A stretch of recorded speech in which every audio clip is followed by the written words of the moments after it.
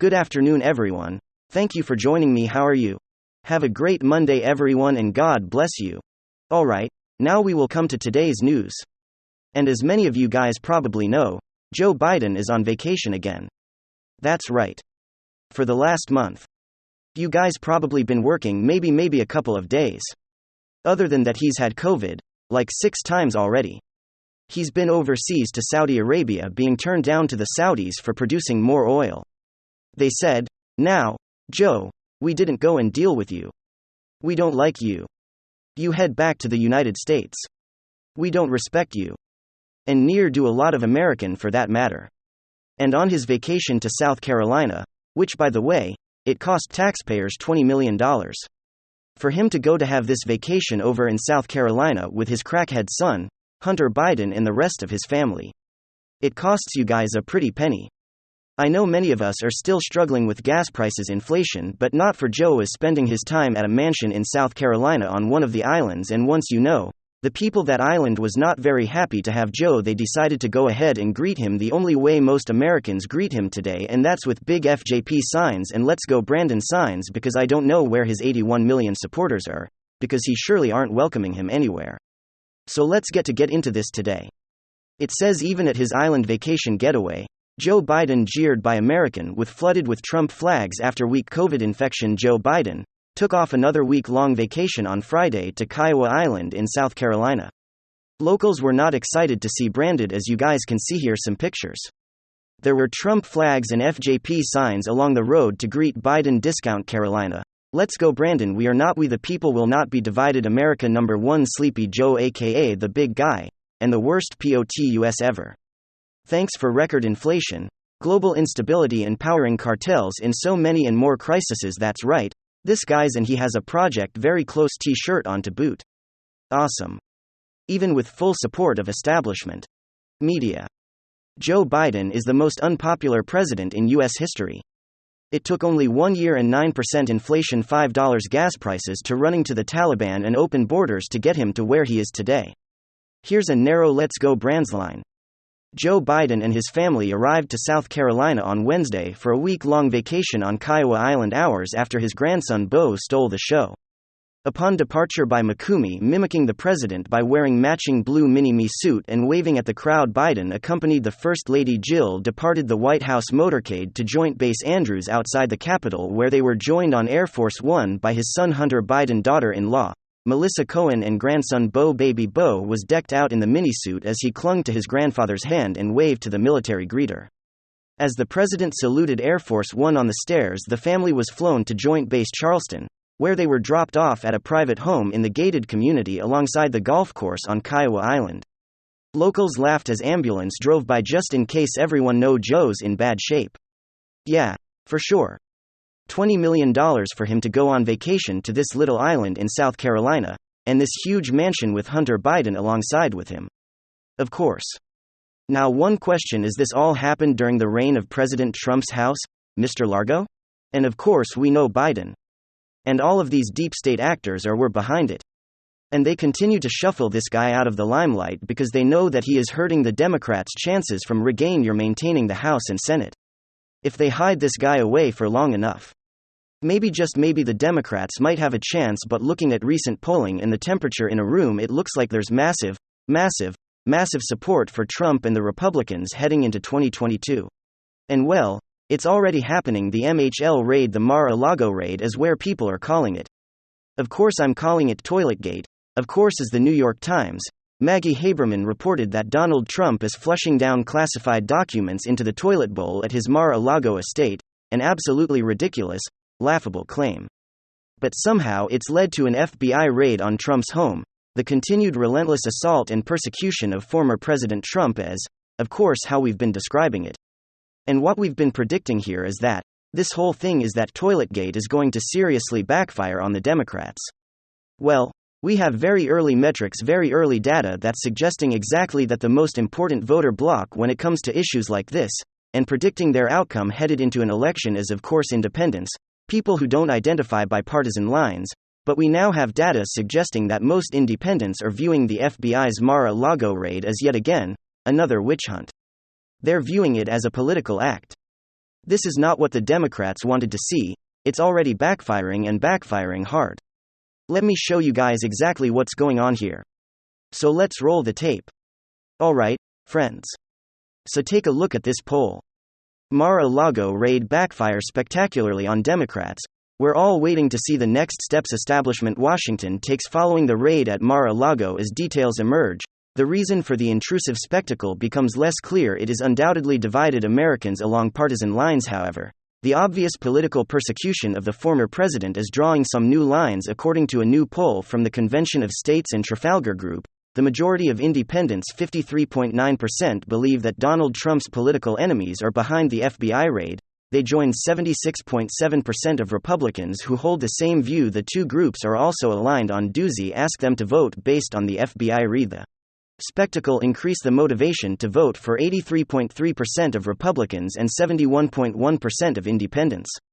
Nearly three-quarters of Trump-deranged Democrats believe that the raid was the impartial justice system at work. However, the raid did not create as much enthusiasm to vote among Democrats, with only 55.2% saying it made a difference. See, that's the thing. Democrats already thought that Donald Trump was a criminal. Democrats are already voting along the lines of supporting the endless persecution of Donald Trump, so it hasn't necessarily changed their minds at all. Whereas for Republicans and independents, it's made a massive difference. Above 70% of independents are now factoring this into their enthusiasm to go vote. I wouldn't be surprised if a good chunk of those independents are people who are sick of seeing this witch hunt nonsense. I mean, it's been years of this stuff. It's like I keep saying, they keep crying wolf. Donald Trump's gonna be guilty. This time. We definitely have the evidence, and if there was no backstory, if there was no historical context here, and there was never any witch hunt or any persecution of Donald Trump, you may look at this rate a little bit differently. But given the precedent that's been set, given the endless witch hunt, given the millions upon millions of dollars that have been spent, it seems almost like most Americans are a little bit desensitized to this stuff, and just aren't taking it as seriously as Democrats.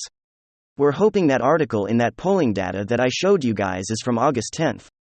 Well, the more information we get, and the more confusing this whole ordeal becomes, as we now have information that Merrick Garland was behind the whole thing. As more information regarding the judge, Mr. Brune Reinhardt, comes out, and it's more wacky, totally unbelievable, totally unnecessary. As Democrat narratives continue to surface, I really wouldn't be surprised if that 54% number continues to rise, as more and more independents continue to wake up that it's probably just another deep state scam and the endless persecution. It seems almost like an element of the Streisand effect at work. The more they tell you that Donald Trump is one thing, the more people start to revolt. The more they attack him, the more people support him. I think it's the same phenomenon that we've seen forever, the same phenomenon we've been speaking about. If you look at Donald Trump's approval rating from his initial inauguration day on January 20, 2017, to his peak right before Election Day, 2020, you notice something very odd about the graph and about the numbers. Donald Trump is one of the very few presidents who didn't take over the office of the presidency with extremely high approval ratings. In fact, he was in the gutter when he first started, but the more people were exposed to Donald Trump, the more powerful he became, the higher his approval rating shot up. And more importantly, the more of the media attacked him, the more the Democrat and deep state establishment attacked him, the more popular he became and the more powerful he became. It's one of the big factors behind my personal political awakening. The more they go after this guy in their unhinged attacks, whether it was their deep state coup attempts, their phony scandals, or the rhetorical attacks, the more people started to like him, the more people were contrasting what they were saying with, well, basic reality and facts, and the more people started to push away the media, then started to push away the Democrats, and actually embrace Donald Trump and of course Trumpism in America First politics. The same thing is happening. This is yet again a continuation of that same exact phenomenon. In fact, Donald Trump is even celebrating it. President Trump announces that he has his best poll numbers ever and largest amount of campaign contributions from the people ever this past week. Take a look at this official statement released by Donald Trump August 13, 2022. Statement by Donald J. Trump, 45th President of the United States of America, just received the strongest poll numbers I have ever gotten. And the largest amount of campaign contributions from the people. The public gets this skim, but this time much earlier than all others. And I think that's really a great way to put it. Kash Patel chimed in during a segment of Kash's Corner. Everyone listened to this. But now, the fake news mafia is coming out with their headlines. And this is what I was talking about. This is why one of the points is defeated. Even if the FBI gets to their, end of the rainbow and gets what they want, doesn't apply to the president on the National Archives issue. But that's the narrative they want. The General Six Committee is running out of time. And they ran out of facts a long time ago, and they've been lying since they were stood up. And we've talked about in depth on this show why. So the next one, and we've said this, it's rinse, repeat, right? Russia Gate was the first one. Then we have Ukraine impeachment bounty gate, impeachment to Mueller. Chance 6, now we have the whole rate, the Mar-a-Lago raider will come up with a better name for it going forward. And now they want to put this front and center all for the one singular purpose of making sure President Trump never runs again. And you know what? There's been a lot of folks out there on the liberal left who have said, you may have just handed President Trump the presidency in 2024. It may not be the most appropriate analogy, but I think it applies. This is the modern-day version of Watergate. Except the only difference is it wasn't political operatives breaking into their opponents' headquarters. It was the FBI and DOJ busting into the home of their political opponents. And if the facts play out the way we think, then a lot of people are going to be held accountable, just like they were rightfully so for the violations of law and Watergate at the highest levels of government. And I think that people will criticize that analogy, but I can't think of a better way to encapsulate it for the American public because that's one they can all relate to. And it was egregious than the gross violation of the law by the highest levels of the Department of Justice, the FBI and the White House. Okay, and he is absolutely correct. Not only do I think that Donald Trump and his team were ahead of this time around, but I think the American people as well, at least probably most people who are honest. I'm not going to sit here and pretend as if there's a zero chance that Donald Trump did anything illegal, because of course, that would be ridiculous. I mean, there's never a 0% chance of anything, but if I was a betting man, and a man who has been paying attention for the last 6 years, then I think the conclusion is pretty obvious. It's another scam. It's another Russia, Ukraine, January 6th, and the timing says it all right before the midterms and right as Nancy Pelosi and Liz Cheney's January 6th hearing scam has been floundering. We get this: the new scandal of the FBI is Toiletgate. Donald Trump's smuggled nuclear secrets, nuclear documents to Mar-a-Lago, and let me guess, he's got a private server, and he's uploading the data straight to the Kremlin, straight to Vladimir Putin's office. Give me a break. People are seeing this for exactly what it is: a political partisan witch hunt, probably involving the DNC and the Biden administration along the way, at some point, just like the unmasking of Flynn, just like the FISA warrant, just like the spying on Donald Trump's campaign and Donald Trump's White House, which started at the end of Obama's final term in office. The motive here is clear. The motive has been obvious for a long time.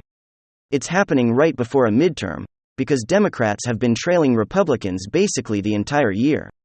But I seriously think it's going to backfire. I mean, they have an enthusiasm problem, at least based on my analysis. The biggest issue that Democrats have is voter enthusiasm, actually getting people to show up to the polls. And I think right before the 22 midterms, all they really did was re-energize the other side and energize independents to show up and vote.